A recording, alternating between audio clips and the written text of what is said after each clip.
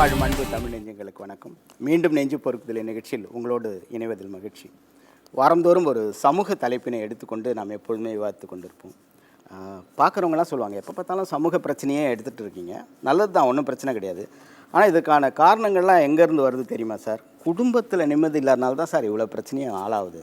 அவங்க குடும்பத்தை பற்றி ஏதாவது ஒரு தலைப்பு வைங்க அப்படின்னும் போது தான், அப்போ மகிழ்ச்சியான வாழ்க்கை திருமணத்திற்கு முன்பா திருமணத்திற்கு பின்பான்னு வைக்கலாம் அப்படின்ட்டு இந்த தலைப்பை நாங்கள் தேர்ந்தெடுத்தோம். ஏன்னா ஒவ்வொரு மனிதனுக்கும் வாழ்க்கையில் அந்த திருமணத்திற்கு முன்பு ஒரு வாழ்க்கை இருக்கும், திருமணத்திற்கு பின்பு இருக்கும். திருமணத்திற்கு முன்பு பார்த்திங்கன்னா அந்த செல்ஃபோனில் பேசுகிறான், அப்புறம் அப்புறம் அப்புறம் இதே தான் 1 மணி நேரமாக அப்புறம்ன்றான். கல்யாணம் ஆனதுக்கப்புறம் அந்த அப்புறமும் வருது. எப்போ சொன்னால் பிஸியாக இருக்கிறான், அப்புறமா பேசுன்றான். அதே விஷயத்தை தான் அப்புறமா பேசு, ரொம்ப பிஸியாக இருக்கிறேன்ட்டு. அதே மாதிரி இந்த செல்ஃபோன் பார்க்கும்போது அதில் பேரை ஸ்டோர் பண்ணி வச்சுருக்கான் பாருங்கள், அவ்வளோ அழகாக வச்சுருக்கான். Darling, my life, my wife. கல்யாணத்துக்கு அப்புறம் ஹோம்ன்றான், வேறு ஒன்றுமே கிடையாது, ஹோம். இன்னொருத்தன் ஒய்ஃப் 1 ஒய்ஃப் 2 அப்படின்னா நான் கேட்டேன், என்ன அது ஒய்ஃப் 1 ஒய்ஃப் 2 போட்டிருக்கேன்னு.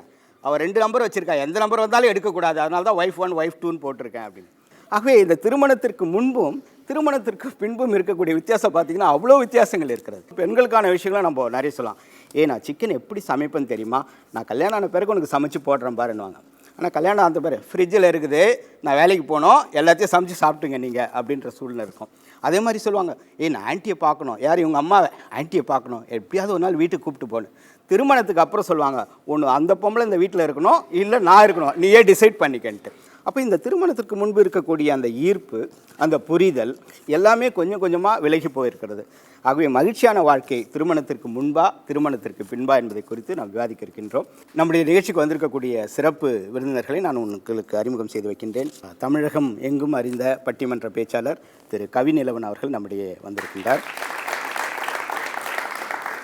ஒரு காலத்தில் நீதிமன்றத்திற்கு போவதற்கே அஞ்சுவார்கள். ஆனால் இன்றைக்கி டைவர்ஸ் என்பது ரொம்ப சாதாரணமான ஒரு விஷயமா போச்சு. ஆகவே நிறைய வழக்குகள் இந்த மாதிரி பார்க்கக்கூடிய வழக்கறிஞர் கிஷோர் குமார் அவர்கள் நம்முடைய இருக்கின்றார். திரைப்படங்களை விட தொலைக்காட்சி தொடர்கள் என்பது மிக பிரபலமாக இருக்கிறது. ரொம்ப உயரமான நடிகர், ஆனால் மனதில் ரொம்ப அடக்கமான மனிதராக இருக்கக்கூடிய ராகவன் அவர்கள் நம்முடைய இருக்கின்றார். அதாவது பெண் பேச்சாளர்கள் ஆண் பேச்சாளர்களுக்கு இணையாக வருவதில்லை, ரொம்ப குறைந்த பெண் பேச்சாளர்களாகவே இருக்கின்றார்கள் அப்படின்னு. ஆனாலும் குறைவாக இருந்தாலும் நிறைவாக இருக்கின்றவர், தமிழகமெங்கும் பட்டிமன்றம் செல்கின்றவர் திருமதி கல்பாக்கம் ரேவதி அவர்கள் நம்முடைய இருக்கின்றார். காஞ்சனா திரைப்படம் பார்த்துருப்பீங்க, ஹரிதாஸ் பார்த்துருப்பீங்க, பள்ளிக்கூடம் இதெல்லாம் நடித்த திரைப்பட நடிகை கீதா அவர்கள் நம்முடைய இருக்கின்றார். நேத்ரா, காஞ்சனா 2 நடித்த சதீஷ்குமார் அவர்கள் நம்முடைய இருக்கின்றார். மகிழ்ச்சியான வாழ்க்கை திருமணத்திற்கு முன்பா திருமணத்திற்கு பின்பா என்று. ஆகவே இப்போது ஆவணப்படத்தை பார்த்துவிட்டு நாம் விவாதத்தை தொடரலாம். மகிழ்ச்சியான வாழ்க்கை திருமணத்திற்கு முன்பா திருமணத்திற்கு பின்பா? இந்த கேள்வி ஆண்களுக்கானது என்று ஆண்கள் சொன்னாலும், இல்லை இது எங்களுக்கானது என்று பெண்கள் சொன்னாலும் 2 பேருக்குமே இது பொதுவான கேள்விதான் என்று பலரும் கூறுகிறார்கள். முதலில் மகிழ்ச்சியின் வரையறை எது என்பதை தெரிந்தால் மட்டுமே இதற்கான பதில் கிடைக்கும். திருமணத்திற்கு முந்தைய வாழ்க்கையில் கிடைத்த நண்பர்கள், நட்புகள், ஊர் சுற்றல்கள், செய்த சாதனைகள், காதல் போன்ற மகிழ்ச்சி அனுபவங்கள் திருமணத்திற்கு பிறகு காணல் நீராகிவிட்டது என்று ஒரு சாரர் சொன்னாலும், திருமணத்திற்கு பின்னான வாழ்க்கையில் உறவுகள் நிறைந்த குடும்ப தொடர்பு, சோதனைகளை சாதனையாக மாற்றித் தரும் மனைவி, ஒரு புதிய உற்சாகமான குறிக்கோளுடன் கூடிய வாழ்க்கை, தனிமை தொலைப்பு என மகிழ்ச்சிகரமான அனுபவங்களே தொடர்ந்து வருகின்றன என்று மற்றொரு சாரரும் சொல்கிறார்கள். இன்னொரு பக்கம் பள்ளி பருவம் தொடங்கி கல்லூரி பருவம் வரையிலான காலகட்டத்தில் பெற்றோர்களின் அரவணைப்பில் செல்ல பிள்ளைகளாகவும் கட்டுப்பாடற்ற சுதந்திரத்தோடு பட்டாம்பூச்சிகளாய் பறந்து கொண்டிருந்த இளம் பெண்கள் திருமணத்திற்கு பிறகான வாழ்க்கையில் மாமியார், நாத்தனார், கணவர் என்ற உறவுகளில் சிறகு முறிக்கப்பட்டு பெண் சுதந்திரம் பறிக்கப்பட்டு மகிழ்ச்சியற்ற வாழ்க்கைக்குள் தள்ளப்படும் நிகழ்வுகள் நடக்கிறது. திருமணத்திற்கு முன்பும் பின்பும் மகிழ்ச்சி மட்டுமே வாழ்க்கையில் கிடைத்தால் அது திகட்டுகின்ற இனிப்பாகத்தான் இருக்கும். அதுபோல் துன்பம் மட்டுமே இருக்கும் பட்சத்தில் கசப்பான அனுபவங்களே தொடர்ந்திருக்கும். ஆனால் மகிழ்ச்சியும் துன்பமும் சமநிலையில் கிடைக்கின்ற போதுதான் வாழ்க்கை நடுநிலையோடு நகர்கிறது. இந்த உண்மையோடு விவாதத்தை தொடருவோமா? நீங்கள் மகிழ்ச்சியான வாழ்க்கை திருமணத்திற்கு முன்புன்றீங்களா பின்புன்னு சொல்கிறீங்களா? நம்ம வாழ்ந்த வாழ்க்கை ஒரு 18 வயசு 20 வயசு வரைக்கும் நம்ம கல்யாணம் ஆகாமல் ஃப்ரெண்ட்ஸோடு எல்லாம் போயிருப்போம் வந்திருப்போம். ஆனால் ஒரு திருமணம்னு பண்ணுறப்போ நம்மளுக்குன்னு ஒரு கட்டுப்பாடு, நம்மளுக்குன்னு ஒரு அக்கறை கொள்கிற ஒரே ஒருத்தர் நம்மளுக்கு இந்த உலகத்தில் இருக்காங்க அப்படின்னா கண்டிப்பாக அது கணவரால் மட்டும்தான் முடியும். ஒரு வண்டி ஓடணும்னா 2 சக்கரமும் கரெக்டாக போனால் தான் அந்த வண்டி கரெக்டான ஒரு நோக்கத்தை நோக்கி போகும். ஆனால் அந்த ஒரு சக்கரம் சரியில்லை, இல்லை ஒரு சக்கரம் இல்லைன்னா அந்த ஒரு சக்கரத்தோடு அந்த வண்டி நகரவே முடியவே முடியாது. ஒழுங்கான ஒரு பாதையில் நல்லா போகணுன்னா கண்டிப்பாக ஒரு கணவர்ன்றது வாழ்க்கையில் கண்டிப்பாக முக்கியம். திருமணத்துக்கு முன்னாடி நான் லவ் மேரேஜ் தான். நான் அந்த மாதிரி சுற்றி போகணும் அந்த மாதிரி ஒரு இதுனாக்கா வீட்லேயும் சரி இல்லை ஃப்ரெண்ட்ஸ் சர்க்கிளையும் சரி ஒரு சில பிரச்சனைகளெல்லாம் நிறைய ஃபேஸ் பண்ணுவாங்க. ஆனால் எனக்கு மேரேஜுக்கு அப்புறம் நான் என்னால் ஃப்ரீடம் என்னுடைய மகிழ்ச்சியான ஒரு சில வாழ்க்கையோ என்னுடைய ஃபேமிலி மூலிமா ஃபுல் சப்போர்ட்டோடு என் ஃபேமிலியோடு நல்லா இருக்கிறோம். இப்போ பயிரெலாம் வைக்கிறோம், நாற்று அது பிடுங்கி நட்டால் தான் இன்னொரு இடத்துல எடுத்தால் தான் அது பயிர் இறகுது. அப்போ தான் அதுக்கு மதிப்பே வருது, அது நமக்கு மகச்சூல் கொடுக்குது. அதேமாரி நம்ம பிறந்த இடத்துல இருந்தாலும் புகுந்த இடத்துக்கு போகும்போது தான் நம்மளையே நம்ம யாருன்னு நமக்கே தெரிஞ்சுக்கிறதுக்கு ஒரு வாய்ப்பு கிடைக்கும். அதேமாரி இன்னொன்று என்ன சொல்கிறோன்னா, நம்ம அப்பா அம்மாவுக்கு பெருமை தேடி தரதே நம்ம புகுந்த வீட்டில் நம்ம நடந்துக்கிற நல்ல பேரால் தான் நம்ம அப்பா அம்மாவுக்கும் நம்ம நல்ல பேர் வாங்கி தர முடியும். இந்த பக்கத்தில் அவங்க சொல்கிறதுக்கான மாற்று கருத்துக்கள், ஏன்னா திருமணத்திற்கு பின்பு தான் அந்த உண்மையான மகிழ்ச்சி இருக்குன்றாங்க. ப்ரைவசி நமக்கு எந்த இடத்துல மறுக்கப்படுதோ அந்த இடத்துல நமக்கு சந்தோஷம் ரொம்பவே கம்மியாகிட்டு இருக்கு. இதே நம்ம அம்மா அப்பா வீட்டில் பார்த்தீங்க அப்படின்னா நம்மளால இஷ்டத்துக்கு இஷ்டத்துக்கு மீன்ஸ் அந்த மீனிங்கில் சொல்ல வரல, நம்மளுடைய ப்ரைவசியை நம்மளால் அனுபவிக்க முடியும், நம்மளுடைய சந்தோஷங்களுக்கு முக்கியத்துவம் கொடுக்க முடியும். ஆனால் நம்ம ஆஃப்டர் மேரேஜில் பார்த்தீங்க அப்படின்னா நம்மளுடைய ப்ரைவசி சுத்தமாக மறுக்கப்படுது. பழைய காலத்தில் பார்த்தீங்கன்னா முன்னாடிலாம் விட்டு கொடுத்து போகக்கூடிய மனப்பான்மை தொடர்ந்து கணவன் மனைவி கிட்ட இருந்தது.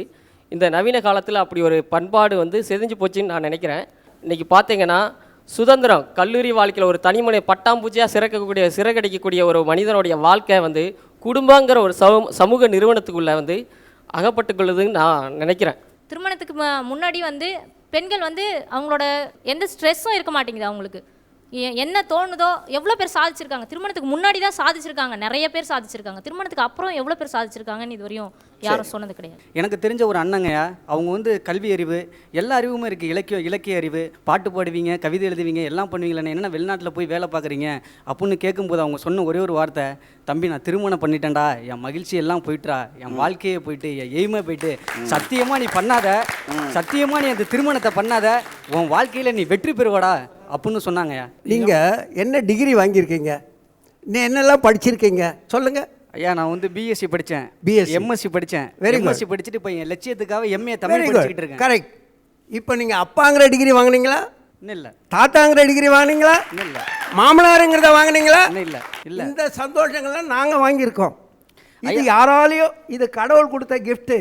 என்னோட மனைவி மாதிரி ஒரு வாழ்க்கை துணைவி யாருக்குமே அமையாது. அதாவது அப்பாவானே, பேரப்பேத்திகளை பிடித்த தாத்தாவானே அப்படின்றாங்க. அதெல்லாம் கடமைக்குள்ளே வந்துடும். அது ஒருத்தவங்க சந்தோஷமாக, தான் பேரப்பிள்ளை சந்தோஷமாக இருக்கா, என் மனசு நிறைவேடுது அப்படின்னு இருக்கும். ஆனால் நம்ம கல்யாணத்துக்கு முன்னாடி அப்படின்னு பார்த்தோன்னு வச்சுக்கோங்க, நான் சந்தோஷமாக இருக்கேன், அதனால் என் பெற்றோர்கள் சந்தோஷமாக இருக்காங்க, முழு மனசாக நான் ஒரு மகிழ்ச்சியை என் மனசுக்குள்ளே உணர்றேன். ஆனால் கல்யாணத்துக்கு அப்புறம்ன்றது அப்படி இருக்காது, கடமைக்குள்ளே இருக்க மகிழ்ச்சி ஆகிடும். இன்றைக்கி ஒரு அப்பா கஷ்டப்பட்டு உழைக்கிறாரு அப்படின்னா என் பசங்க நல்லா இருக்கும் அப்படின்ற ஒரு மனநிறைவு, என் கடமையை நான் செஞ்சுட்டேன் அப்படின்னு அது கடமைக்குள்ளே வந்துடுது. இது என் இன்பம், என் மனசுக்குள்ளே ஆழ் மனசு. இப்போ 60 வயசு ஒரு தாத்தாவை யாராச்சும் கூப்பிட்டு அவங்களுடைய பேர பசங்களுக்கு ஏதாச்சும் ஒரு கதை ஏதாச்சும் சொல்லணும்னா, அந்த காலத்தில் நான் படித்தேன் பற்றியா அப்படின்ட்டு அவங்களுடைய இளைய வயசு தான் இது சுட்டி காட்டி சொல்லுவாங்களே தவிர திருமண வயசை சத்தியமாக சொல்லவே மாட்டாங்க. எப்போ பார்த்தாலும் நான் அப்படின்னு ஒரு இது ரொம்ப பெரிய தாக்கமாக இருக்குது. திருமணத்திற்கு முன், திருமணத்திற்கு பின் நாம் என்று மாறும்போது அதுக்கான ரெஸ்பான்சிபிலிட்டிஸ், அதுக்கான சந்தோஷம், அதுக்கான இந்த சோதனைகள் எல்லாம் சாதனையாக மாற்றக்கூடிய திறமை திருமணத்திற்கு பின் வருது. ஸோ அந்த கலைஞரையா சொன்ன மாதிரி, நான் என்று சொல்லும்போது உதடுகள் ஒட்டாது, நாம் என்று சொல்லும்போது தான் உதடுகள் ஒட்டும். அதில் மறந்துடுறாங்க. ஆனால் எனக்கு ப்ரைவசி போயிடுச்சு, ரூம்குள்ள ஒரு 5 நிமிஷம் தான் எங்கள் மாமியார் இது பண்ணுறாங்க. உங்கள் அம்மாவும் அதெல்லாம் பண்ணியிருப்பாங்கம்மா, உங்கள் அம்மாவும் உங்களுக்கான இதை தட்டியிருப்பாங்க, ஏம்மா இதை பண்ணுறேன், ஏன் இதை பண்ணுறேன்னு கேட்டிருப்பாங்க. நீங்கள் அம்மான்ற ஸ்தானத்தில் வச்சு அவங்கள பார்க்கும்போது அவங்களுக்கு பிரச்சனையாக தெரியல. மாமியார்னு வரும்போது குறை சொல்லணும்னு தோணும் போது தான் அது குறையாக தோணுச்சு. கல்யாணத்துக்கு பிறகு மகிழ்ச்சியான வாழ்க்கை இருக்குன்ற தெரிஞ்சு தான் ஒரு 20 to 25 வருஷம் நம்மளை தயார்படுத்திக்கிறோம். அதை நீங்கள் மகிழ்ச்சியான வாழ்க்கை அதுதான் மகிழ்ச்சியான வாழ்க்கைன்னு இல்லை, வரப்போகிற வாழ்க்கைக்கான தயாரிக்கும் நிலை தான் அது. இப்போ அந்த மேட்ரிமோனி எண்ணிக்கையை விட இன்னைக்கு விவாகரத்துங்கிற எண்ணிக்கை போயிட்டு கோர்ட்டில் பாருங்கள் எவ்வளவு அதிகமாக இருக்குன்ட்டு. இன்னைக்கு நிறையா பேர் ஆழம் தெரியாமல் காலை விட்டுட்டு ஐயோடா குத்துது குடையுதுன்ட்டு டைவர்ஸுக்காக ஓடி போய் லைனில் நிற்கிற அளவுக்கு இன்னைக்கு நாட்டில் போயிட்டு இருக்கு. திருமணத்துக்கு பின்னாடி வந்து சாதிக்க முடியாது, நம்முடைய லட்சியத்தை அடைய முடியாது. நான் வந்து கல்யாணம் ஆகும்போது எம்காம் எம்பிஏ தான் பண்ணேன். திருமணத்திற்கு பின்பு எம்ஃபில் செஞ்சுருக்கேன். இப்போ வழக்குரைஞராக முடிக்க போகிறேன் கடைசி செமஸ்டர். அது மட்டும் இல்லை, வாழும் கலை அப்படின்ற ஒரு ஆசிரியராக இருக்கேன். இத்தனையும் நடக்க முடியுது அப்படின்னா என் கணவரோட துணை கொண்டு மட்டும்தான். படித்தாங்க அப்படின்னு சொல்கிறாங்க, இவ்வளோ படித்தாங்க. அவங்க படித்தாங்க, எதுக்கு படித்தாங்க? அவங்க கணவர் வந்து சாக்ரிஃபைஸ் பண்ணனால தான் அவங்க படித்தாங்க. ஸோ யாராச்சும் ஒருத்தங்க சாக்ரிஃபைஸ் பண்ணால் தான் அது ஒரு சக்ஸஸ்ஃபுல்லான ஒரு மேரேஜ் லைஃபாக இருக்கும். சரி, வெரி குட். கல்யாணத்துக்கு முன்னால் எப்படி இருக்குது, இப்போ காலேஜில் இப்போ ஏதாவது பிரச்சனைனா நீயே பார்த்துக்கூடா அம்மா சொல்லுவாங்க, நீயே பார்த்துக்க, உனக்கு தெரியும்ல உனக்கு என்ன பண்ணணும் அப்படின்னு சொல்லி அவங்க என்ன சொல்லி கொடுக்குறாங்கன்னா மற்றவங்க மேலே டிபெண்ட்டாக இருக்காத அப்படின்னு சொல்லி கொடுக்குறாங்க. ஆனால் கல்யாணத்துக்கான பிறகு இப்போ நம்ம ஃப்ரெண்டு ஒருத்தன் உயிர் நண்பன் கேட்பான், 2000 ரூபாய் தாட எனக்கு தேவைப்படுது ரொம்ப முக்கியமாக, சரிடா 2000 ரூபாய் எடுத்து கொடுத்துருவோம். லாஸ்ட்டில் கணக்கு விளக்குற நம்ம மனைவி பார்க்கும்போது என்னது இது 2000 ரூபாய் குறையுது, எங்கே கொடுத்தீங்க? இல்லை என் நண்பன் வந்து உடனே கேட்டான், நான் கொடுத்தேன். அதையே நீங்கள் சொல்லலை, அதை வச்சே ஒரு பெரிய பிரச்சனையாகும். அப்போ திருமணத்திற்கு முன்னால் என்னால் சரியான முடிவுகளை எடுக்க முடிகிறது, திருமணத்திற்கு பின்னால் என்னால் சரியான டிசிஷன் எடுக்க முடியல அப்படின்றாரு. ஸோ அந்த டிசிஷன் மேக்கிங் திருமணத்திற்கு பின்பு எடுக்க முடிகிறதா? நானும் எங்கள் வீட்டுக்காரர் 2 பேரும் கலந்து தான் சார் எந்த முடிவு எடுப்போம். நான் தனிச்சே எந்த முடிவு எடுக்க மாட்டேன். ஆனால் நாங்கள் எடுக்கிற முடிவு வந்து அது கரெக்டாக இருக்கும் சார். அது எல்லாமே முழுமையடையும் சார். நான் கணவன் மகளோட கவனக்குறைவால் பணத்தை வந்து வேஸ்ட்டாக டாஸ்மார்க்கு தேவையில்லாத விஷயங்களுக்குன்னு செலவு பண்ணுறதுனால எத்தனை பெண்கள் அவங்க வாழ்க்கையை தொலைச்சிட்டு நின்றுட்டு இருக்காங்க. அந்த மாதிரி விஷயத்தால் தன்னோட வாழ்க்கையும் தன்னை சார்ந்திருக்கக்கூடிய தன்னோட குடும்பத்தோட வாழ்க்கையை வீணாக போகக்கூடாதுன்றதுக்காக தான் மனைவிகள் வந்துட்டு காசு பண்ண விஷயத்துலையும் சரி, எந்த விஷயத்துலையும் சரி, கணவன் தன்னோட கலந்தாய்வு செஞ்சு முடிவு எடுக்கணும்னு நினைக்க தப்பே கிடையாதுல்ல. அதே மாதிரி ஒரு பெண்ணாக இருக்கட்டும் ஒரு ஆணாக இருக்கட்டும், கல்யாணத்துக்கு முன்னாடி யார்கிட்ட பேசினாலும், ஒரு பையன்கிட்டே பேசினா கூட, ஒரு ஃப்ரெண்டாக பேசினா அது தப்பு கிடையாது. எந்த ஒரு அப்பா அம்மா வந்து அந்த தப்பான ஒரு கண்ணோட்டத்தில் நிச்சயமாக நினைக்க மாட்டாங்க. ஆனால் இதே ஒரு மாமியாரோ மாமனாரோ அவங்களே நினைக்கலனாலும் பக்கத்தில் இருக்கவங்க சொல்லி கண்டிப்பாக அந்த கேள்வி வந்து அங்கே வரும். உங்களுக்கெல்லாம் தெரியாதுல்ல, மோட்டர் பைக்கில் போகும்போது கொஞ்சம் சேர்த்து பிடிச்சிக்கின்னு கதை சொல்லின்னு போகணுன்றது திருமணத்துக்கு முன்னாடி தான். அதுக்கு பிறகு திருமணத்துக்கு பிறகு அதே போல் வண்டி ஓட்டும்போது கூட பாரு வண்டியை பார்த்து ஒழுங்காக ஓட்டு, கண்ணு மேயுது பாரு, உடனே கட்டுப்படுத்துகிற கண்ட்ரோலராங்க மாறி போயிடுறாங்க. கண்ணு மேயலை, அவங்க பொறுப்புணர்ச்சியாக சொன்னாங்க, கண்ணு மேயாமல் நேராக பார்த்து வண்டியை ஓட்டுங்க, விபத்து வந்துடும், உங்களை நம்பி குடும்பம் இருக்குது, பிள்ளைகள் இருக்குது, பேரன் பேத்திகள் இருக்காங்க சொன்னதுனால தான் அந்த மாதிரி சொன்னாங்களே தவிர நீங்கள் நினைக்க கண்ணு மேயலை. அதே பொண்ணை நீங்கள் லவ்வர்ஸாக இருக்கையில் வண்டியில் கூட்டிகிட்டு போகல, வண்டி பறக்கும். அதே கல்யாணத்துக்கு அப்புறம் நல்லா பார்த்து பக்குவமாக ஓட்டி போனாலும் நம்ம நேராக பார்க்குறோமா இல்லை வியூ இங்கிட்டு போதா இங்கிட்டு வருதானே அவங்க என்ன செக்அப் பண்ணுவாங்க தெரியுமா? அங்கே பாருங்கள் சைடில் ஒரு சாரி கட்டிட்டு வரா ஒரு பொண்ணு, அந்த சாரி சூப்பராக இருக்குது, அவர் மட்டும் நல்லா இருக்காருன்னு சொல்லிடட்டும், வீட்டுக்கு போனோன்னா அவரோட கெதி என்ன ஆகும் தெரியுமா? இன்னைக்கு கல்யாணத்துக்கு அப்புறம் வர ஒவ்வொரு ஆண்களோட அவஸ்தை எக்கச்சக்க சார். ஒரு சாதாரண புடவையை கூட ரசிக்க விட மாட்டேன்றாங்க, அவங்க அதை செக் பண்ணுவாங்க. திருமண வாழ்க்கை சந்தோஷமான வாழ்க்கை. நான் நிறைய பேரை பார்த்துருக்கேன், நல்லா சந்தோஷமாக இருக்காங்க. ஏன்னா நம்ம ஒத்து போனால் மட்டும்தான் நம்ம வாழ்க்கையில் வந்து சந்தோஷன்றது ஒன்று கிடைக்கும். அம்மா உடம்பு சரியில்லை, அவங்களுக்கு உடம்பு முடியலன்ற நிர்பந்தத்தில் தான் நான் கல்யாணம் பண்ணிக்கிட்டேன். அவங்க இத்தனைக்கும் ஒரு ரிலேஷன் தான். மேரேஜ் ஆன அப்புறமும் அவங்க வேலை இல்லை, குடிப்பழக்கம், இதெல்லாம் எங்களுக்கு தெரியாது. எல்லாத்தையும் எங்களுக்கு நல்லா தான் கல்யாணம் பண்ணி வச்சாங்க. கல்யாணம் ஆனது, ஒரு குழந்தை பிறந்தது, அதுக்கப்புறம் ஃபுல்லாக ட்ரிங்க்ஸு, வேலைக்கு போக மாட்டாங்க, குடிச்சிட்டு வந்து வீட்டில் அடிக்கிறது, சித்திரவாதை. ஏதோ மாமனார் இருக்காங்கன்னு கொஞ்சம் பொறுத்துட்டு போயிருந்தோம். அவங்க ஒரு அரவணைச்சிட்டு தான் இருந்தாங்க. ஆனால் ஹஸ்பண்ட் சரியில்லை, ஃபுல்லாக போதை பழக்கம். 2 பேரும் நான் ஒத்துழைச்சி போனதான் அந்த குடும்பம் நல்லபடியாக இருக்கும். ஆனால் என் லைஃப் அப்படி இல்லை. இப்போ விவாகரத்தில் வந்து நிற்குது, நான் தனிமையில் இருக்கேன். அம்மாவும் இறந்துட்டாங்க என் இதுவில். இதுக்கெல்லாம் காரணம் திருமணத்துக்கு அப்புறம் என் லைஃப் சந்தோஷமாகவே இல்லை. நானும் புருஷனை பிரிஞ்சு 16 வருஷம் ஆகுது சார். எனக்கு 13 வயசுலேயே எனக்கு கல்யாணம் ஆயிடுச்சு. எனக்கு 8ஆம் வகுப்பு தான் நான் படிச்சிருக்கேன். இந்த 8ஆம் வகுப்பு படிச்சிருந்தது வந்து இன்றைக்கி எனக்கு 2 பசங்க சார். இன்றைக்கி என் பொண்ணு வந்து ஒரு டிசைனராக படிக்க வச்சு ஒரு எம்எஸ்சி படித்தவனுக்கு தான் கல்யாணம் பண்ணி கொடுத்துருக்குறேன். என்னோட தனி போராட்டம் தான். அம்மா அப்பாவோ யாருமே எதுவும் கிடையாது. அந்த பிள்ளைங்களை வளர்க்குறதுல ஒரு சந்தோஷம், ஸ்கூலில் அனுப்புறதுல ஒரு சந்தோஷம், அதுங்க ஃபஸ்ட்டில் மார்க் எடுத்துகிட்டு வந்த சந்தோஷம், இது மாதிரி பல இதுவும் நான் மீதிச்சு தான் நான் தனி போராட்டத்தில் நான் வந்தேன். அதுக்குன்னு கோர்ட்டு கேஸு குடிக்காரன் அப்படின்னு சொல்லிட்டு நான் ஒதுங்கி போகலை. இருந்தாலும் இப்போ பையனையும் கல்யாணம் பண்ணி பேரம்பேத்தியெல்லாம் எடுத்துட்டேன் நான். இருந்தாலும் எனக்கு கல்யாணம் பண்ண பிறகு மட்டும்தான் சார் இந்த பிள்ளைங்களால் கிடைக்கக்கூடிய சந்தோஷம் எனக்கு ரொம்ப மகிழ்ச்சியாக இருக்குது. மகிழ்ச்சி வந்து கல்யாணத்துக்கு முன்னாடி இருக்கிறது நிலையானது கிடையாது. பின்னாடி வர மகிழ்ச்சிகள் நம் பிள்ளைகளால், நம்ம சம்மந்தி வீட்டால், மாமியார் இதிலெல்லாம் கிடைக்கிறது தான் சார் சந்தோஷம். ஒரு பெண்ணுக்கு அதுதான் சார் 100 மார்க் வாங்கி கொடுக்குது. சூப்பர். நடிகர் சதீஷ் அவர்கள், நீங்கள் திருமணம் ஆனதுனால உங்களுடைய உண்மையான மகிழ்ச்சி திருமணத்திற்கு முன்பா பின்பா, இல்லை இவங்க பேசினதை வச்சு உங்களுடைய கருத்துக்கள்? திருமணத்திற்கு முன்பு அப்படின்னு பார்த்தீங்கன்னா எனக்கு வந்து ஒரு சுதந்திரம் இருந்தது, பல கற்பனைகள் இருந்தது. நான் இதை முடிச்சிட்டதுக்கப்புறம் இப்படி வரணும், இப்படி வளரணும், இப்படி செய்யணும்னு ஒரு பல மனக்கோட்டைகள் கட்டி வச்சது. தாயின் தகப்பனுடைய அரவணைப்பில் இருக்கும்பொழுது என்னுடைய திறமைக்கான முயற்சிக்கான காலகட்டங்கள் நீடிட்டும் அப்படின்ற ஒரு எண்ணத்தில் இருக்கும்பொழுது திருமணம் நடந்துருது.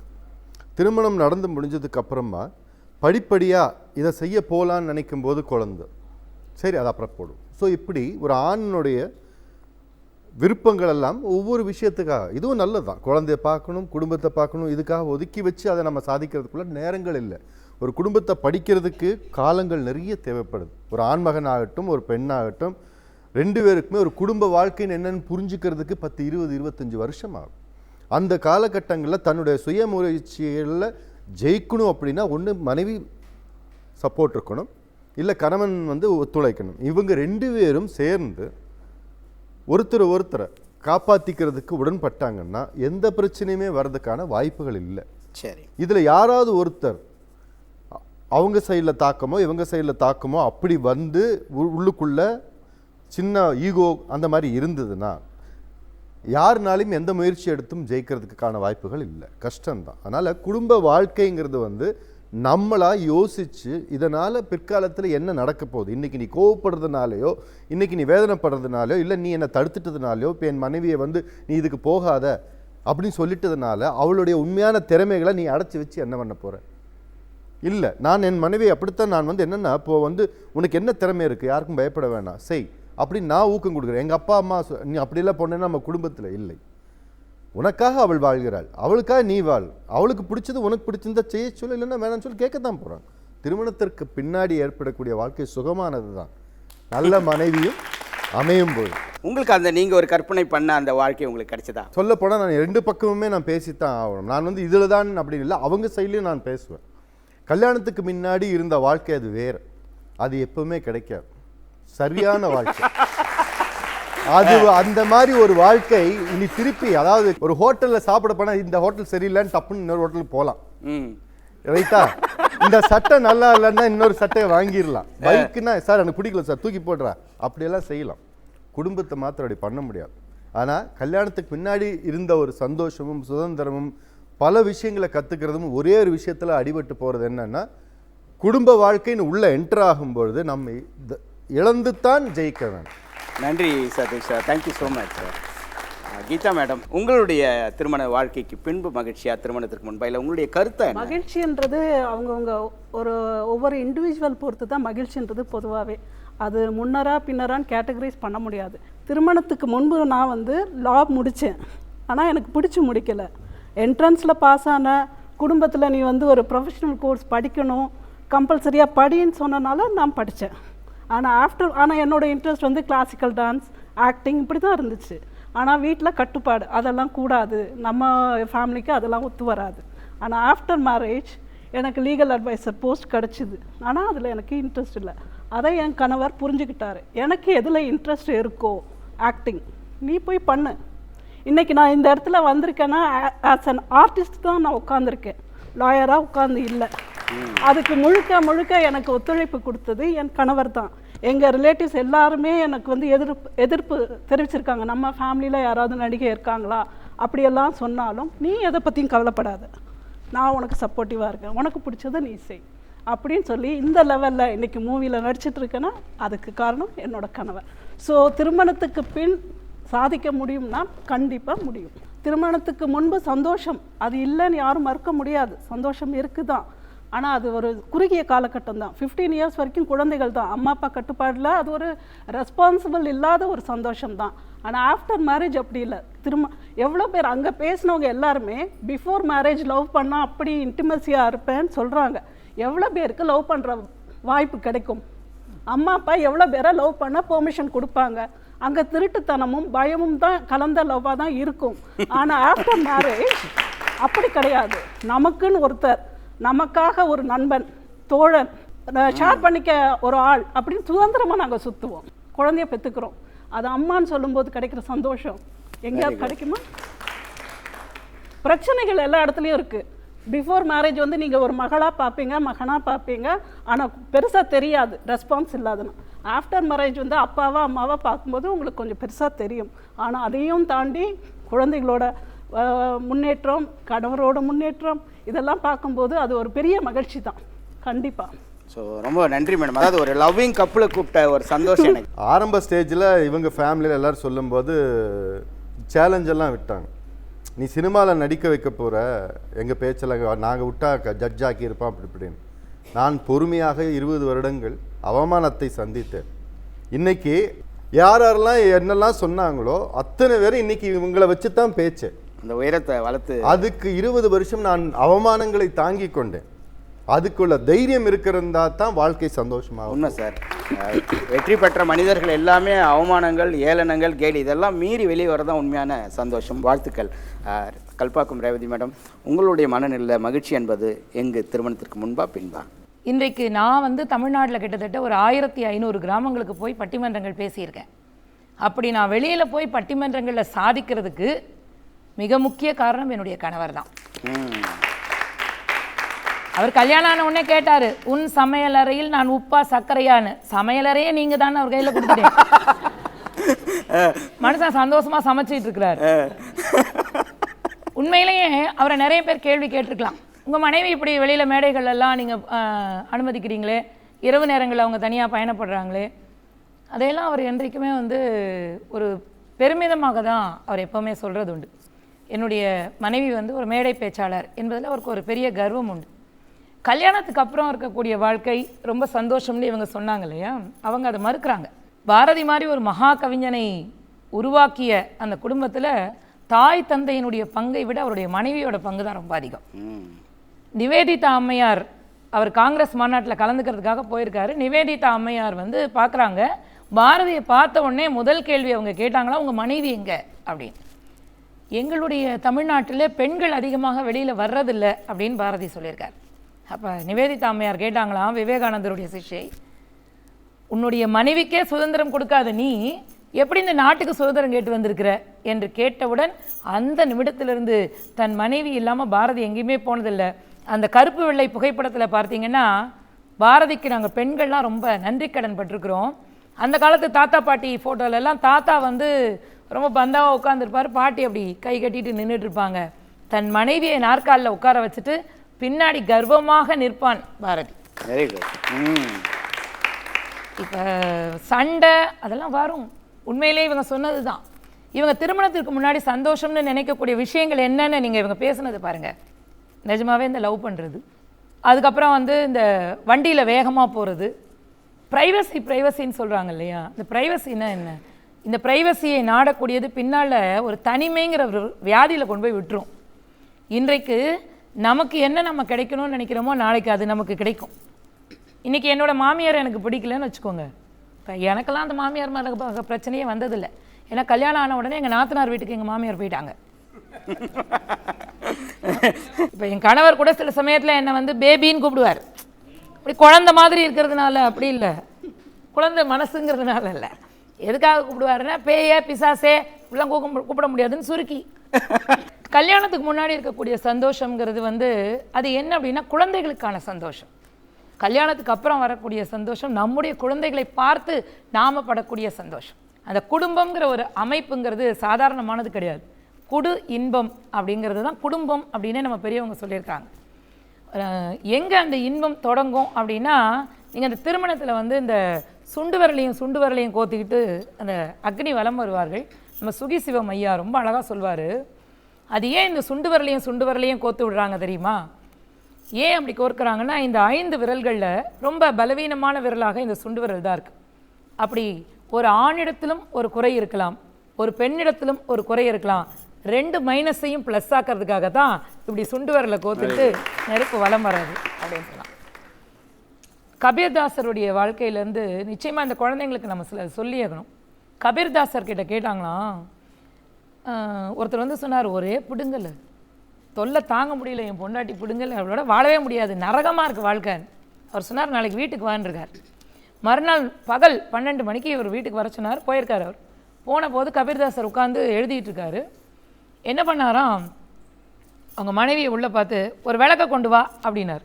அந்த அம்மா என்ன ஏதுன்னு சொல்லாமல் விளக்க கொண்டு வந்து வச்சாங்க. கொஞ்ச நேரம் கழித்து பால் கொண்டு வா அப்படின்னார். பால் கொண்டு வந்து அந்த வந்திருந்தவருக்கும் இவருக்கும் கொடுத்தாங்க. அவரும் குடிக்கிறார், இவரும் குடிக்கிறார். ஆனால் வந்தவரால் குடிக்க முடியல, உப்பு போட்டிருக்கு பாலில். அப்படியே கஷ்டப்பட்டு ஒரு வாய் குடிச்சிட்டு வச்சுட்டாரு. ஆனால் கபீர்தாசர் கடகடன்னு குடிச்சிட்டாராம். வந்தவர் எந்த பதிலும் சொல்லலை, நேராக கிளம்பி போயிட்டார். என்னவோ கேட்கணும்னு வந்தீங்களேன்? இல்லை, தெரிஞ்சிருச்சு. பகல் நேரத்தில் விளக்கு எதுக்குன்னு அந்த அம்மாவும் கேட்கல, ஏன் பாலில் இப்படி மறந்து போய் உப்பு போட்டிருக்கேன்னு நீங்களும் கேட்கல. Just adjust. அதுதான் வாழ்க்கை. Very good. திருமணத்துக்கு பின்னாடி இருக்கக்கூடிய அந்த விட்டு கொடுத்தல் அப்படிங்கிறது காதரையா தான் சொல்வார். நகை நட்டு கொடுத்தால் சந்தோஷம் கிடையாது, காசு கட்டு கொடுத்தால் சந்தோஷம் கிடையாது, காஞ்சி பட்டு கொடுத்தால் கூட சந்தோஷம் கிடையாது, கணவனும் மனைவியும் விட்டு கொடுத்தால் தான் சந்தோஷம்னு. நம்முடைய முத்தமிழறிஞர் டாக்டர் கலைஞர் அவர்கள் திருமண வாழ்த்து சொல்லும்போது சொன்னாராம், இந்த கணவனும் மனைவியும் வீணையும் நாதமும் போல இருக்க வேண்டும் என்று நான் வாழ்த்த மாட்டேன். மனைவி பாட்டுக்கு வீணை வாசித்து கொண்டிருக்க, கணவன் பாட்டுக்கு அதை ரசித்து கொண்டிருந்தால் குடும்பம் என்னாவது? பாலும் தேனும் போல இருக்க வேண்டும் என்று நான் வாழ்த்த மாட்டேன். பாலாரும் தேனாருமா இப்பொழுது நம் நாட்டிலே பாய்ந்து கொண்டிருக்கிறது. வீரனும் வாளும் போல என்று வாழ்த்த மாட்டேன். ஏனென்றால் வாளை ஏந்தி கொண்டு கணவன் நின்றால் மனைவி எப்படி சந்தோஷமாக இருக்க முடியும்? அறிஞர் அண்ணாவும் தமிழும் மாதிரி கணவன் மனைவியும் வாழ வேண்டும்னு வாழ்த்தினாங்க. ஒரு புரிந்து கொள்ளுதல் தான். அப்பா அம்மாவோட இருக்கக்கூடிய வாழ்க்கையில் நிச்சயமாக அப்பா அம்மா நம்ம சந்தோஷமாக இருக்கணும்னு நினைப்பாங்க. ஆனால் எங்கோ இருந்து வந்த மனைவியும் எங்கிருந்தோ நம்மை திருமணம் செய்து கொண்ட அந்த கணவனும் நம்ம சந்தோஷமாக இருக்கணும்னு நினைக்கிறாங்க இல்லையா? அந்த திருமணத்திற்கு பிந்தைய வாழ்க்கை ஒரு மிக சந்தோஷமான வாழ்க்கை அப்படின்னு நான் நினைக்கிறேன். நன்றி திரு ராகவன். உங்களை பொறுத்த வரைக்கும் மகிழ்ச்சியான வாழ்க்கை என்பது திருமணத்திற்கு முன்பா பின்பா? உங்களுடைய எக்ஸ்பீரியன்ஸை வச்சு சொல்லுங்கள். இல்லை, மகிழ்ச்சி திருமணத்திற்கு முன்பு திருமணத்திற்கு பின்பு என்று பிரிக்க முடியாது. அது ஆணாக இருக்கட்டும் பெண்ணாக இருக்கட்டும், அவங்களுக்கான அமைகிற வாழ்க்கை துணை நல்லபடியாக அமைஞ்சாங்கன்னா கல்யாணத்துக்கு முன்பு கிடைக்கிற சந்தோஷம் மிகவும் அலாதியானது. அவங்க சொன்னது போல் அதே ஒரு வாழ்க்கை துணை சரியான முறையில் நமக்கு அமையலைன்னா இவங்க சொன்னது போல் மிகவும் துயரமானது. ஆனால் புரிந்து கொள்ள வேண்டிய ஒரு விஷயம் என்ன கேட்டிங்கன்னா, ஒரு மனுஷனோட வாழ்க்கையில் 2 மிகப்பெரிய சந்தோஷங்கள் உண்டு. ஒன்று தாம்பத்தியம், இன்னொன்று மழலை செல்வம். இது ரெண்டும் ஒரு மனுஷனோட வாழ்க்கையில் முறையான முறையில் அவனுக்கு அமையணும்னா அது திருமண பந்தம் ஒன்று தான் வழி. சரியான ஒரு துணை நமக்கு அமையாதோ, வாழ்க்கை கசந்து போயிடுமோன்ற பயத்தினால திருமண வாழ்க்கையை நம்ம பொத்தமுதுவாக வெறுக்கிறது ஒரு அறியாமையின் வெளிப்பாடு. இப்போ இந்த சைடு இருக்கவங்க கிட்ட நான் கேட்குற கேள்வி என்ன கேட்டிங்கன்னா, உருவ ரீதியாகவும் சரி இல்லை உணர்வு ரீதியாகவும் சரி, மனசுக்கு பிடிச்ச மாதிரி ஒரு பெண்ணுக்கும் சரி இல்லை ஒரு ஆணுக்கும் சரி ஒரு கற்பனை இருக்கும், இப்படி இருந்தால் பிடிக்கும் நம்மளுக்குன்ட்டு. அந்த உருவமும் செட் ஆகுது, பேசி பழகுறீங்க, ரொம்ப நல்லவங்களாக தெரியுறாங்கன்னா நேர்மையாக பதில் சொல்லலாம். விவாதத்தில் ஜெயிக்கணுன்ற கட்டாயம் கிடையாது. கல்யாணம் பண்ணிப்பீங்களா மாட்டீங்களா? கண்டிப்பாக பண்ணிப்பேன். கண்டிப்பாக. ஸோ நம்ம பார்க்குற நெகட்டிவான விஷயங்கள்னால ஏற்பட்ட பயம், வலியினால் இந்த உணர்வுகள் வெளிப்படுது. கல்யாணத்துக்கு பின்னாடி சந்தோஷம் இல்லைன்றது அப்படி கிடையாது. நிறைய கல்யாண வாழ்க்கையில் பிரச்சனைகளுக்கு நானும் என்னோட திருமண வாழ்க்கையிலும் நிறைய கசப்புகள் உண்டு. பட் அதை மீறி என்னோட குழந்தை கிட்ட விளையாடுறப்போ அதை நான் மறந்து போகிறேன். என்னோட மனைவி எனக்கு உடல்நல சரியில்லாதப்போ அவள் தர அன்பில் நான் சந்தோஷம் பெறுகின்றேன். இப்போ நான் நல்ல உடை உடுத்தி நாகரீகமாக இருந்தால்தான் என்னை ரசிப்பார்கள் மற்றவர்கள். பட் என் பொண்டாட்டி அப்படி கிடையாது இல்லையா? நான் அழுக்குலுங்கை கட்டிக்கிட்டு வீட்டில் இருந்தாலும் அவனுக்கு சோறு போடுவான், என்னை ரசிப்பான். அழகு சார். ஸோ அதனால் கல்யாணத்துக்கு முன்பு கல்யாணத்துக்கு பின்புன்னு சொல்கிறத விட சரியான வாழ்க்கை துணை அமைந்தால் கல்யாணத்துக்கு பின்பு கிடைக்கின்ற சந்தோஷம் கல்யாணத்துக்கு முன்பு நிச்சயம் கிடைக்காது. நன்றி ராகவன். ஏன்னா நிறைய பேர் சொல்லுவாங்க, கல்யாணத்துக்கு முன்னாடி துவைக்காமல் துணியை போடுவாங்க, கல்யாணத்துக்கு அப்புறம் துவைச்ச துணியை தினமும் போடுகின்ற அந்த வாய்ப்பே கிடைச்சிருக்கிறது அப்படின்வாங்க. ஆகவே மனைவி என்பது அந்த குடும்பம் எல்லாமே ஒழுங்காக இருக்க வேண்டும். வழக்கறிஞர் கிஷோர் சார், இப்போது இருக்கக்கூடிய சூழ்நிலையில் இந்த வாழ்க்கை திருமணத்திற்கு பின்பா திருமணத்திற்கு முன்பா அது மட்டுமே சொல்லுங்கள். அதில் விவாகரத்தை பற்றி சில கருத்துக்கள் மட்டும். மகிழ்ச்சின்றது நம்ம மனசில் தான் இருக்குது. திருமணத்துக்கு முன்பும் சோகமாக இருக்கவங்க இருக்காங்க, திருமணத்துக்கு பின்பும் மாறுபட்ட கருத்தோடு இருக்கவங்க இருக்காங்க. அதாவது புரிதல் அப்படின்னு ஒன்று இருந்தாவே மகிழ்ச்சி நமக்கு தானாக வந்துடும். திருமணத்துக்கு முன்பு அப்படின்றத விட திருமணத்துக்கு பின்பு ஏன் இவ்வளோ பிரச்சனைகள் சமீப காலத்தில் வந்திருக்குன்றதை நம்ம அனலைஸ் பண்ணலாம். அதாவது என்கிட்ட ஒரு கிளையண்ட் வந்தாங்க, ஒரு இளவயது பெண், எனக்கு விவாகரத்து வேணும் அப்படின்னு கேட்டாங்க. மேரேஜ் ஃபஸ்ட்டு கொஸ்டின் தான் கேட்பேன், மேரேஜ் எப்போமா ஆச்சு? சார் மேரேஜ் ஆகிட்டு 20 days ஆகுது. ஏமா 20 days ஆச்சு அதுக்குள்ளே வந்து? இல்லை மத்தியில் பொங்கல் லீவ் வந்துட்டு சார், எல்லாம் முன்னாடியே வந்திருப்பேன். ஃபேக்ட் இது. நான் உண்மையை ஷாக் ஆகிட்டேன். அதாவது அதுக்குள்ளே என்ன புரிஞ்சுக்கிட்டாங்க, ஏன் வந்தாங்க அப்படின்றதுக்கு காரணமே ஈகோ. அந்த ஈகோன்ற கிளாஷ் தான் இன்றைக்கி எல்லாரையும் பாடப்படுத்துது. ஆணும் சம்பாதிக்கிறான், பெண்ணும் சம்பாதிக்கிறான், ஈக்குவலாக சம்பாதிக்கிறாங்க, ஒரே ஸ்டேட்டஸ், ஒரே மாதிரியான லைஃப் ஸ்டேட்டஸ்ன்னு வராங்க. முக்கியமான காரணம் வந்து இன்றைக்கு சூழ்நிலையில் ஒரு குடும்பத்தில் ஒரு குழந்தை, அது பையனோ இல்லை பெண்ணோ, உலகத்திலேயே நீ தான் பெஸ்ட்டுன்னு அப்படின்னு பொண்ணை வளர்க்குறாங்க, உலகத்தில் நீ தான் பெஸ்ட்டு பையனை வளர்க்குறாங்க. இவங்க 2 பேருக்கு மேரேஜ் பண்ணுறப்போ அவங்க எப்படி காம்ப்ரமைஸ் பண்ணிப்பாங்க, எப்படி அட்ஜஸ்ட் பண்ணிப்பாங்க? காம்ப்ரமைஸ். என்கிட்ட வர்றவங்களுக்கு நான் முதல்ல பிரச்சனைன்னு வர்றவங்களுக்கு நான் சொல்கிற ஒரே கருத்து என்னென்னா, நீங்கள் வந்து ஒரு நல்ல ஆக்டர் ஆகணும். திருமணம் அப்படின்ற ஆகிற அன்றைக்கே ஒரு நல்ல ஆக்டர் ஆகிடணும். அதுக்காக பொய் சொல்லணும்னு கிடையாது. இங்கே நடக்கிறது அங்கே சொல்லக்கூடாது. எந்த அளவுக்கு சொல்லமோ அந்த ஒரு ரேஷியோ தான் சொல்லணும். நடந்த எல்லாத்தையும் A to Z ஒப்பிக்கக்கூடாது. அதே போல் ஒரு சின்ன பிரச்சனை உடனடியாக செல்ஃபோன் எடுத்து ஐயோ என்ன இப்படி பண்ணுறாமா அப்படி பண்ணுறாமா அப்படின்னு உடனடியாக சொல்லிடக்கூடாது. கொஞ்சம் யோசிக்கணும். யோசித்தாவே பாதி பிரச்சனை போயிடும். திருமணத்துக்கு முன்பு எத்தனை குழந்தைங்க தன்னுடைய அப்பா அம்மா சொல்ல மீறி சந்தோஷமாக இருக்காங்க? இல்லை, அவங்களும் கட்டுப்பட்டுருக்காங்க. அதே போல் திருமணத்துக்கு பின்பும் உங்களை கட்டுப்படுத்துறதுக்கு ஒருத்தருக்காங்க. அவங்கள வந்து நீங்கள் என்ன பண்ணணும், அட்ஜஸ்ட் பண்ணி காம்ப்ரமைஸ் பண்ணி போகணும். மகிழ்ச்சி ரொம்ப சந்தோஷமாக இருக்கும். நான் பொதுவாக ஒரு பொண்ணு இல்லை பையன் டிவோர்ஸ்னு வந்தால் முதல்ல வந்து அவங்களுடைய வாழ்க்கை துணையை வரவழைக்க சொல்லுவேன். என்னுடைய பேட்டர்ன் அது தான். நீங்கள் என்ன சொன்னீங்களோ ஓகே, பட் அவங்கள வர சொல்லுங்கள். நீங்கள் இருக்கப்போ வர முடியலனா கூட அவங்கள தனியாவது எனக்கு காண்டாக்ட் பண்ண சொல்லுங்கள். பேசிக்கலாக ஒரு சைக்காலஜிஸ்ட்டாக அவங்கள வந்து நான் எப்படி கன்வின்ஸ் பண்ண முடியுமோ அப்படி கன்வின்ஸ் பண்ணி, அதாவது இதுவரையிலும் ஒரு 1000 வழக்குகளுக்கு மேலே பண்ணியிருக்கேன் சைக்காலஜி ப்ளஸ் மேட்ரிமோனியல் கவுன்சிலிங்கில். அதில் 500 கப்பில் வந்து ரீயூனியன் பண்ணியிருக்கேன். சமீபத்தில் ஒரு பேட்டியில் கூட சொல்லியிருக்காது. அந்த சின்ன நூல் இழை அது தவறாக போகிறப்ப தான் பிரச்சனையே வரும். அதை புரிஞ்சதுக்கான கொஞ்சம் கால அவகாசம். எந்த பிரச்சனைனாலும் நம்ம தனியாக உட்காந்து ஒரு 5 நிமிஷம் யோசிக்கணும். இப்போ இருக்க யங்ஸ்டர்ஸ் அது பண்ணுறது கிடையாது. வீட்டில் பேரண்ட்ஸ்கிட்டையும் பிரச்சனைனா உடனடியாக ரொம்ப வயலண்ட்டான முடிவுலாம் எடுத்துடுறாங்க. பத்திரிகையில் நீங்கள் நிறைய படிப்பீங்க. அதுக்கான அந்த மனபாவம் எப்படி வந்தது? நிதானம் கிடையாது. ஸ்ட்ரெஸ்ஃபுல்லான லைஃப். அந்த ஸ்ட்ரெஸ்ஃபுல்லான லைஃப்பில் என்ன பண்ணோன்னா நாம் வந்து மனசை வந்து கொஞ்சம் அமைதிப்படுத்திக்கணும். அமைதிப்படுத்திக்க சின்ன வயசுலேருந்து பழக்கணும். என்னென்னவோ சொல்லிக் கொடுக்கணும். அந்த டீஸ்ட்ரெஸ் பண்ணுறதுக்கானதும் சொல்லிக் கொடுக்கணும். குடும்ப வாழ்க்கையிலையும் அப்படித்தான். திருமணத்துக்கு முன்பு இருக்கிற அந்த குழந்தைகளுடைய மனோபாவத்தையும் கட்டுப்படுத்துறதுக்கு அந்த பக்கம் பேரண்ட்ஸ், இந்த பக்கம் கணவனும் அல்ல மனைவி, இவங்க தான் பண்ணணும். பண்ணால் அருமையான அழகான வாழ்க்கையை வாழலாம். சரி, நன்றி மிஸ்டர் கிஷோர். திரு கவிநிலவன் சார், உங்களுடைய கருத்து என்னது? திருமணத்திற்கு முன்பா இல்லை பின்பா? இப்போ தலைப்பு வந்து திருமணத்திற்கு மகிழ்ச்சி என்பது திருமணத்திற்கு முன்பா பின்பா அப்படிங்கிறதான். எல்லோரும் திருமணம் பண்ணலாமா வேண்டாமாங்கிற தலைப்பு கிடையாது. அப்படி பார்த்தா நான் இந்த அளவுக்கு வந்துருக்கக்கூடாது. ஏன்னா நான் திருமணம் பண்ணியிருக்கிறேன். திருமணம் பண்ணதுக்கப்புறம் ஒரு மனுஷன் மகிழ்ச்சியாக இருக்கிறானா இல்லையாங்கிறதான் கேள்வி. இப்போ நான்லாம் ஆசைப்பட்டு தான் கல்யாணம், எல்லாருமே ஆசைப்பட்டு தான் கல்யாணம். அவர் சொன்ன மாதிரி ஒரு பொண்ணை பார்த்தா கல்யாணம் பண்ணலாம் ஆசை வருது. பண்ணினதுக்கப்புறம் தான் தெரியுது இங்கே மகிழ்ச்சி இருக்குதா என்ன இருக்குதுன்னு. பண்ணினா தானே தெரியும். அனுபவப்பட்டால் தான் எல்லாம் கற்றுக்க முடியும். ஒரே ஒருத்தனை கூப்பிட்டு கேட்டேன் நான், தம்பிங்க வா தம்பி உனக்கு கல்யாணமே எத்தனை நாள் ஆச்சுண்ணா? 3 மாதம் ஆச்சுங்க சார்ண்ணா. எப்படா இருக்குது கல்யாணம் வாழ்க்கையிலண்ணா? அவன் 3 மாதம் அவனுக்கு கேளுங்க, பதிலே சொல்ல மாட்டான். அவடு அதெல்லாம் சார் அப்படியே 3 மாதம் அவனை ஈஸியாக கண்டுபிடிச்சி அவனுக்கு 3 மாதம் ஆச்சுன்னு. இன்னொருத்தனை கூப்பிட்டு கேட்டேன், தம்பி உனக்கு கல்யாணம் எத்தனை வருஷம் ஆச்சு? மகிழ்ச்சியா என்ன சார்? 1 வருஷம் ஆச்சுங்க சார்ண்ணா. இப்போ கல்யாண வாழ்க்கை எப்படா இருக்குண்ணா? அதெல்லாம் சார் சிரிப்புலேயே அவனை ஓட்டினான். 2 வருஷம் அண்ணனோட கூட்டம் உனக்கு 2 வருஷம்ண்ணா. உனக்கு எப்பறாண்ணா? தொலைஞ்சிருச்சு என்ன வந்துட்டுங்கண்ணா. அதுக்கப்புறம் ஒருத்தனை கேட்டோம், கல்யாணமாக எத்தனை வருஷம் ஆச்சுண்ணா? 5 வருஷம் ஆச்சுங்கண்ணா. குடும்ப வாழ்க்கை எப்பறம் இருக்குண்ணா? இருக்குது. அதுக்கப்புறம் நீங்கள் யாரையுமே கேட்க வேண்டியதில்லை. ஒரு மனுஷனுடைய அவன் நடை உடலே தெரிஞ்சுக்கலாம். ஒரு மனுஷன் வண்டியில் போக போக ஒரு கையை விட்டு தலையை சொஞ்சிட்டு போயிட்டு இருக்கான்னு 10 வருஷம் ஆச்சுன்னு முடிவு பண்ணிக்கலாம். அப்படியே தலையை சொஞ்சிட்டு போய், அப்பா நீ வீட்டுக்கு போனால் இவன் வேறு நைம்பால பாலுக்கு பணம் கேட்பான், கேபிள் டிவிக்கு பணம் வேணும்பா, பீஸ் கட்டணும்பான்னு புலம்பிட்டு போனான்னு 10 வருஷம் ஆச்சு. அதையெல்லாம் தாண்டி ஊருக்குள்ள எங்கேயாச்சும் ஒரு திண்ணையில் கோந்து ஒருத்தர் தனியாக பேசிகிட்டு இருந்தான்னா அவனுக்கு 25 வருஷம் ஆச்சுன்னு முடிவு பண்ணிடலாம். அவர் வாட்டில் பேசிகிட்டு இருப்பார். நான் ஆச்சு உனேன்னு கடந்தண்டா தம்பி எவ்வளோ ஒன்று காட்டினார், கட்டி வச்சாங்க, இப்போ வந்து எப்படா பாட்டு வரண்டா அப்படி புலம்புனாரு. 25 வருஷம் ஆச்சுன்னு. அப்போ மகிழ்ச்சி என்பது திருமணத்திற்கு பின்னாடி கொஞ்ச காலம் தான். அதுக்காக ஒருத்தர் கல்யாணமே பண்ணிக்கூடாதுன்னு சொல்லி நான் கல்யாணம் பண்ண என் பையன் பண்ணுங்க, பையன் படிக்க வச்சிருக்கிறேன், பிஏ படிச்சிருக்கிறான், சோழிங்கநல்லூரில் ஐடி கம்பெனி வேலை செய்கிறான், அதுக்கான வாழ்க்கை விட்டுட்டு வந்துட்டேன். அது கிடையாது. அதுக்கு என் மனைவி கூட நான் மகிழ்ச்சியாக இல்லைன்னு அர்த்தமா? அது கிடையாதுங்க. அது வேறு. மகிழ்ச்சி என்பது அது நம்மளோட பண்பாடு, கலாச்சாரம், நாகரிகம் இதுக்கு உட்பட்டு கட்பட்டு வாழ்கிற வாழ்க்கை தான் குடும்ப வாழ்க்கை.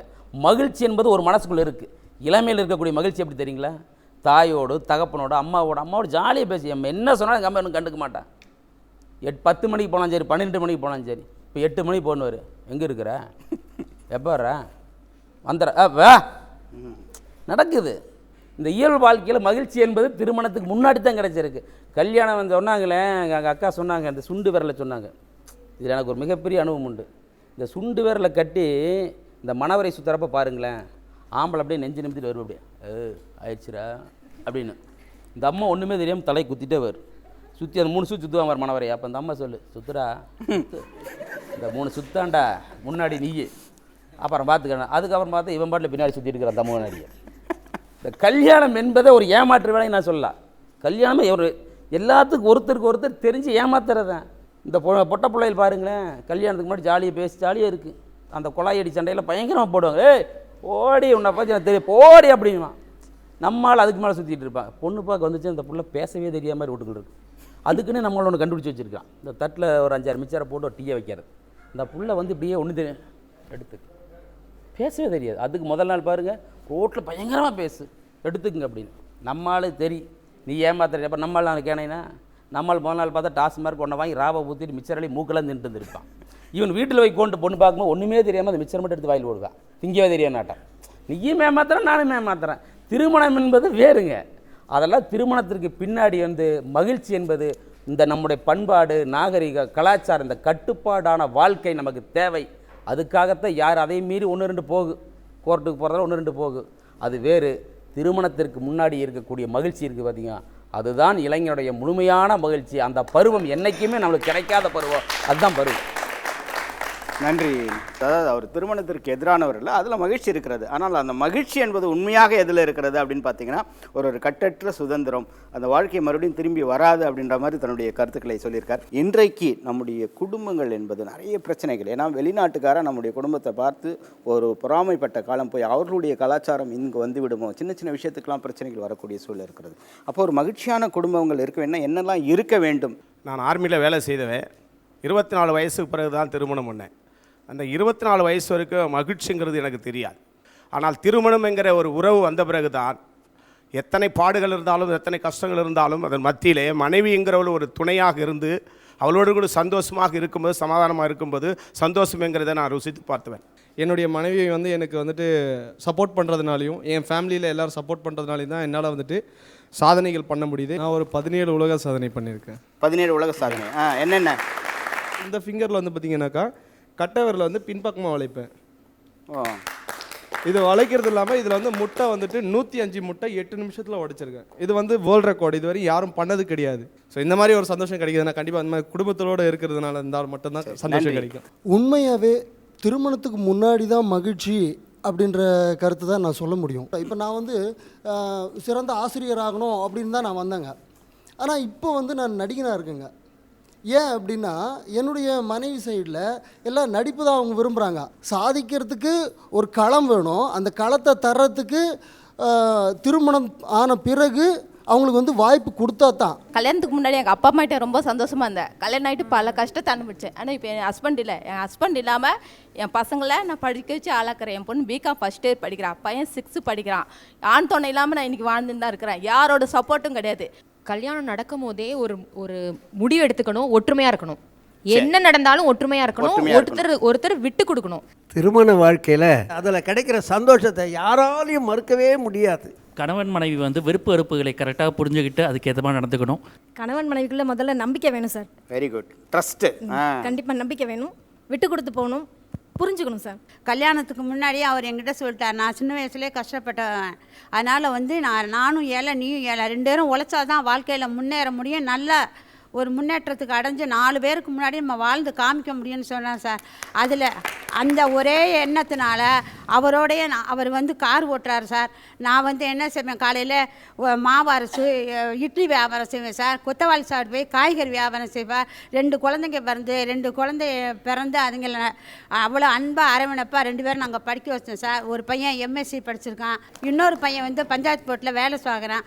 நம்ம குடும்பம் ஒற்றுமையாக இருக்குங்கிற ஒரே காரணத்தாக ஒரே வீட்டில் எங்கள் சொந்தத்தில் 2 பொண்ணை எடுத்துட்டேன் சார். அண்ணனுக்கும் தம்பிக்கும் எங்கள் குடும்பம் ஒற்றுமையாக ரொம்ப சந்தோஷமாக இருக்குது சார். மகிழ்ச்சி. இவ்வளோ பெரிய தம்பதியர்கள் நமக்காக வந்திருக்காங்க. Very good. சொல்லுங்கள் சார். குடும்ப வாழ்க்கையில் மகிழ்ச்சி என்பது ஒருத்தரோட ஒருத்தர் விட்டு கொடுத்தல் முதல் பாயிண்ட். ரெண்டாவது, ஒருத்தரை ஒருத்தர் புரிஞ்சிக்கினா வாழ்க்கையில் சக்ஸஸ்ஃபுல்லாக இருக்கலாம். கணவருடைய சந்தோஷம் என்னவோ அதெல்லாம் நம்ம பார்த்து பார்த்து செய்யும்போது அதில் அவங்க சந்தோஷப்பட்டு நம்ம மனைவிக்கு என்ன தேவைன்னு சொல்லாமே புரிஞ்சு செய்கிறாங்க தான் சார் கணவன். Very good. ஒரு 500 ரூபாய் போடணும்ல செல்லம் இந்தாடின்னு கொடுக்குற வார்த்தை அந்த அன்பு மாற்றணும் சார். என் புருஷன் எடுத்துகிட்டு கொடுத்த புடவை 4 பேர்கிட்ட காட்டுறப்போ கிடைக்கிற சந்தோஷம் அது போதும் சார். புத்தர் கிட்ட வந்து ஒரு கணவன் மனைவி கேட்டாங்களாம், ஐ வாண்ட் ஹாப்பினஸ் அப்படின்ட்டு. புத்தர் சொன்னாராம், ஐன்ற வார்த்தை சுயநலம், அதை தூக்கிடுனாராம். மிச்சம் என்ன இருக்குது? Want happiness. வாண்ட்ன்றது வந்து பேராசை, அதையும் தூக்கிட்டுனாராம். பேலன்ஸ் என்ன இருக்குது? ஹாப்பினஸ். சுயநலத்தையும் பேராசையும் ஒரு உறவுலேருந்து எடுத்துட்டோன்னு வைங்களேன், அந்த உறவு சந்தோஷமாக இருக்கும். திருமணத்துக்கு பின் கிடைக்கிற சந்தோஷம் அதிக சந்தோஷம். சமுதாயத்தில் நல்ல அங்கீகாரம் அப்போ தான் சார் கிடைக்கும். இப்போ வந்து சுமார் 45 வருஷம் ஆகுது. எனக்கு பேரன் பேத்தி எல்லாம் இருக்கிறாங்க. இப்போ என்னுடைய மருமகள் என்னை அப்பான்னு தான் கூப்பிட்றாங்க. காரணம் என்னென்னா, நாங்கள் செய்த குடும்ப வாழ்க்கை அதனுடைய பலன் தான் இப்போ இருக்கு அப்பா அம்மா என்ற வார்த்தையை எக்ஸாம்பிளான ஒரு வாழ்க்கை, ஒரு மாதிரி வாழ்க்கை. பொருளாதாரத்துலையும் சரி, நேரமும் சரி, குறையும் போது மகிழ்ச்சி கொஞ்சம் குறைய தான் செய்யுதுங்க. சரி, கிளாஷ் ஆகவே ஈகோ கிளாஷ் இல்லாமல் அந்த வண்டியை ஓட்டிக்கிட்டே இருக்கணும் சார். புரிதல் ரொம்பவே அவசியம். நல்லதையும் கெட்டதையும் ஒருத்தர் மாற்றி சொல்லும் போது நம்மக்கிட்ட சொன்னால் நம்ம எப்படி ஏற்றுப்போமோ அதே மாதிரி அவங்கக்கிட்டையும் நம்ம சொல்ல ட்ரை பண்ணோம். தன்னை போல பிறரை நினைக்கிறேன். நிறைய அம்மா என்ன சொல்லுவாங்க, இப்போ தான் நீங்கள் ஹாப்பியாக இருக்க முடியும், போயிட்டு அங்கே நிறைய கஷ்டப்படுவா. இதுவே அவங்க அனுபவத்துலேருந்தே தெரியல சார், இது வந்து அங்கே போனால் நம்ம கஷ்டப்படுவோம், அதனால மகிழ்ச்சி போகுது அப்படின்னு. ஸோ பெண் எடுத்து வந்து பார்க்கும்போது திருமணன்றது பார்த்திங்கன்னா அவங்க சமுதாயத்தில் வந்து ஒரு பாதுகாப்பு கிடைக்கிது. அவங்க நல்ல பெண்ணாக தட் இஸ் நல்ல மனைவி நடந்துக்கும் போது அந்த குடும்பத்தில் அவங்களுக்கு மதிப்பு மரியாதைலாம் கிடைக்கிது. பிஃபோர் மேரேஜ் எனக்கு வந்து ஃபுல் ஃப்ரீடம். பேரண்ட்ஸ் கிட்ட ஜஸ்ட் என்ன வேணுமோ எல்லாமே அவங்க கொடுத்துருவாங்க, எல்லா ஃப்ரீடமும் எனக்கு இருக்கும். பட் ஆஃப்டர் மேரேஜ் அந்த ஃப்ரீடமே வந்து சாக்ரிஃபைஸாக மாறுது. இப்போ நாங்கள்லாம் எப்படின்னா நம்ம திங்கிங்கே வந்து வீட்டுக்கு போயிட்டு யார் டெக்ஸ்ட் பண்ணுவா, யார் மெசேஜ் பண்ணுவா, எங்கே ஊர் சுற்ற போகணும், அப்படி தான் தாட்ஸ் மாறும். இப்போ அங்கே உட்காந்துருக்கவங்கள மாமியார் வருவாங்களா, அவங்களுக்கு என்ன சமைக்கணும், என்ன பண்ணணும், அதிலே தாட்ஸ் இருக்கும். பசங்க வந்துட்டாங்களா இல்லையா, ஸோ அவங்க அந்த திங்கிங்கே மாறிடும். ஸோ அந்த எண்ணங்களே மாறலாம், அந்த லைஃப் ஸ்டைலே அப்படியே டோட்டலாக different. Very good. Before marriage வந்து நம்ம எது பேசினாலுமே அது வந்து ஒரு பெரிய தப்பாக தெரியாது. இது ஆஃப்டர் மேரேஜ்னால் நம்ம பேசுனதுக்கு எல்லாமே குத்தோன்னு சொல்லுவாங்க. சுயமரியாதையும் தன்னுடைய சொந்த உரிமையும் அதுதான் சார் இங்கே பறிக்கப்படுது. அது பறிக்கப்படாமல் இருந்தாலே அந்த லைஃப் நல்லாயிருக்கும். எங்கள் வீட்டில் இருக்கும்போது எனக்கு இருக்கிற சந்தோஷம் வந்துட்டு வேறு எங்கே போனாலும் எனக்கு கிடைக்காதுன்னு நான் சொல்கிறேன் சார். திருமணத்துக்கு அப்புறம் அப்படின்னு நல்ல வாழ்க்கை அமைஞ்சா அப்படின்னு சொல்கிறாங்க. நல்ல வாழ்க்கை அமைஞ்சாதாங்க சந்தோஷம். எங்கள் இளமை வாழ்க்கையில் நான் அப்படிலாம் இல்லை, சந்தேகமே இல்லை, சத்தியமாக ஜாலியாக இருப்போங்க. இப்போ நான் இளைஞனாக இருக்கேன், நான் என்னோட இதை பார்த்தா நான் சந்தோஷமாக இருக்கிறேன். இதே நான் கல்யாணம் ஆன பிறகு அது மாதிரி இருக்குமா அந்த கேள்வி தான் இப்போ நிறைய பேர் இங்கே உட்கார்ந்துருக்கிறதுக்கு மெயினான ரீசன். மகிழ்ச்சி என்பது எங்கே இருக்கிறது? திருமணத்திற்கு முன்பா அப்படின்பா? ஒரு தாயின் கருவில் இருப்பது போல் தான் இவர்களுடைய வாலிப வயது. அப்படியே நீங்கள் கருவில் இருப்பீர்கள் என்றால் இருங்கள். வெளி உலகத்தை பார்த்து தாங்கி ஜெயிக்க பக்குவம் உள்ளவர்களே உண்மையான மனிதர்கள். அதை நான் சந்தோஷப்பட்டுவேன். நான் சந்தோஷமாக, நீங்கள் எத்தனை நாள் சந்தோஷமாக இருந்தாலும் ஒரு ஸ்டேஜுக்கு அப்புறம் உங்கள் ஃப்ரெண்டெல்லாம் பிரிஞ்சிடுவான், அவன் குடும்பஸ்தன் ஆகிடுவான், அவன் பொண்டாட்டி வந்துடும். நீங்கள் நாளைக்கு அவன் வீட்டில் போய் நில்லுங்க, டே மச்சான் அப்புறம் பார்க்கலாம் வா. ஒரு காலகட்டங்கள் தாண்டும் பொழுது உங்கள் அப்பா எவ்வளோ நாள் தான் உங்களுக்கு சிகரெட்டுக்கும் தண்ணிக்கும் காசு கொடுத்துட்டே இருப்பார்.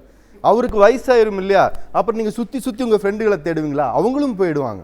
கடைசியில் நீங்கள் யாரை தேடுவீங்க? எனக்கு ஒரு துணை இருந்திருந்தால் அப்படின்னு உட்காந்து கவிதை எழுதிட்டு இருப்பீங்க. அனுபவிக்கிற காலத்தில் சந்தோஷமா அனுபவிங்க. 21 வயசு 25 வயசுக்குள்ள ஜாலியாக இருங்க. அதுக்கப்புறம் வர வாழ்க்கையை நான் மாட்டேன் அப்படின்னு சொல்லி வெறுப்பாகிறது வந்து அன்னையின் கருவுக்குள்ளே இருக்கிறீங்களா இல்லை வெளியில் வர்றீங்கிறால தான். நன்றி, தேங்க்யூ. கீதா மேடம். சந்தோஷன்றது ஒவ்வொரு மனுஷங்களோட மனநிலையை பொறுத்தது தான். சிலர் வந்து வாழ்வதே மகிழ்ச்சின்னு நினைப்பாங்க, சிலர் வந்து மகிழ்ச்சிக்காக வாழ வேண்டும் நினைப்பாங்க. வாழ்வதே மகிழ்ச்சி, நமக்கு இருக்கிறத வச்சு வாழ்வோம், அட்ஜஸ்ட் பண்ணுவோம்னா அது திருமணத்துக்கு முன்னாடியும் சந்தோஷமாக வாழலாம், திருமணத்துக்கு பிறகும் சந்தோஷமாக வாழலாம். நன்றி மேடம். திருமணமான ஒவ்வொரு ஆணும் தன்னுடைய மனைவியை 2வது தாயாக நினைக்கணும். திருமணமான ஒவ்வொரு பெண்ணும் தன்னுடைய கணவனை முதல் குழந்தையாக நினைக்கணும். இப்போ நான் மேடைகளுக்காக நான் சில விஷயங்களை சொன்னாலும் கூட என்னுடைய மாமியாரை நான் அவங்க உயிரோடு இருந்தவரை தாயாக தான் நான் நினச்சிருக்கேன், அவங்களும் என்னை மகளாக தான் நினச்சிருக்காங்க. ஏன் அப்படின்னு சொன்னால் அதற்கு காரணம் நான் சொன்ன மாதிரி தான், ஜஸ்ட் அட்ஜஸ்ட், அவ்வளோதான் வாழ்க்கை. ஒரு சின்ன நூலிழையில் தான் அந்த சந்தோஷம் இருக்குது. நாம் அதை அங்கங்கே அறுத்து போடுறோங்கிறது தான் நம்முடைய பிரச்சனையே. நம்ம வாழ்க்கையை நம்ம எப்படி சந்தோஷமாக அமைச்சுக்கிறதுங்கிறது நம்ம கையில் தான் இருக்குது. நான் ஒரே ஒரு பாட்டை சொல்ல தான் ஆசைப்படுறேன். தாயோடு அறுசுவைப்போம், தந்தையோடு கல்வி போம், சேயோடு பெற்ற செல்வம் போம், உடன் பிறந்தானோடு தோல் வலிப்போம், பொன் தாலியோடு எல்லாம் போம். ஒரு மனுஷனுக்கு மனைவி இல்லைன்னா வாழ்க்கையில் எதுவுமே இல்லை. என் கணவர் எனக்கு ஊட்டுவார் சாப்பாடு. சனிக்கிழமைன்னா சனிக்கிழமை எனக்கு வேலை இருக்குது, அவருக்கு லீவு, ஊட்டுவார். இங்கே எது வீட்டுக்கார் கேலி தான் பண்ணுவார், என்ன சார் மனைவிக்கு ஊட்டுறீங்களான்னு. என் மனைவி என்னுடைய இன்னொரு மகள் என்று என்னுடைய கணவர் சொல்கிற அந்த சந்தோஷத்தை எந்த பணத்தாலையும் பெற முடியாது. நீங்கள் நினைக்கிற சந்தோஷங்கள் எல்லாம் பொறுப்புகள் இல்லாமல் இருக்கிற வாழ்க்கையை அவங்க சந்தோஷம்னு சொல்கிறாங்க. பொறுப்புகளோடு அனுபவிக்கிற சந்தோஷம்தான் உண்மையிலேயே சந்தோஷம்னு நான் சொல்ல ஆசைப்பேன். திருமணம் ஆகிறதுக்கு முன்னாடி இருக்கிற வாழ்க்கையில் வந்து ஏக்கங்கள் அதிகம், சுதந்திரங்கள் அதிகம்.